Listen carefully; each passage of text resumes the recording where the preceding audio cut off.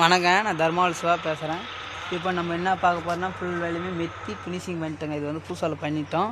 இதை பாருங்கள், இந்த செவருங்க. இதில் வந்து என்னன்னாக்கா, இப்போ அடுத்த செவரு வந்து இதை பாருங்கள், ஃபுல் வேலையுமே பேனல் விவஸ்தாங்க நம்ம பண்ணிக்கிறோம். இது வந்து மெத்திங்கிறோங்க, மெத்தி முடிச்சிட்டோம். இது வந்து ஃபுல் வேலையுமே மெத்திட்டோம். இந்த பாருங்கள், ஃபுல்லாகவே மெத்திட்டோம். இது வந்து பூசாலை பண்ணணும்.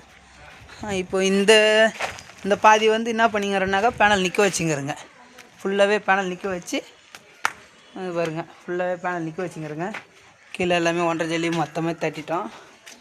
இது என்னன்னாக்கா, அதை பாருங்கள், இது வந்து ஒரு பெட்ரூமுங்க.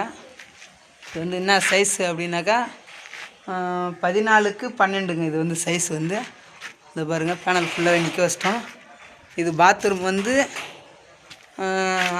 இது 4x7ங்க. பாத்ரூம் சைஸ் வந்து பாத்ரூம் மேலேயே லோ ரூப் போட்டுக்கிறோம். லோ ரூப் போட்டு வந்து இது வந்து லோ ரூப் பண்ணுறோம். அதே சேம் பக்கத்தில் ஒரு பெட்ரூம் இருக்குதுங்க. அந்த பெட்ரூம் என்ன சைஸ்னால் அதே சேம் சைஸ் தான், 14x12ங்க சைஸ் வந்து.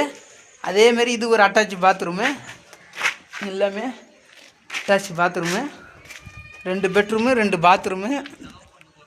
ஃபஸ்ட்டு இது வந்து சும்மா ஒரு வந்தால் மாரி வச்சுங்க. இது வந்து ரூம் வந்து கிச்சனு. ஏன்னே பாய் வீடு அட்டாச் பண்ணி நாங்கள் கட்டி வச்சுருந்தாங்க. இப்போ 2 செவரு இருந்துச்சு, அதை நாங்கள் இடிச்சு எடுத்துட்டோம். இடிச்சு எடுத்துகிட்டு இது பாருங்கள், இது வந்து உடச்சி எடுத்துகிட்டு இதில் வந்து கிச்சன் ஆகிட்டாங்க.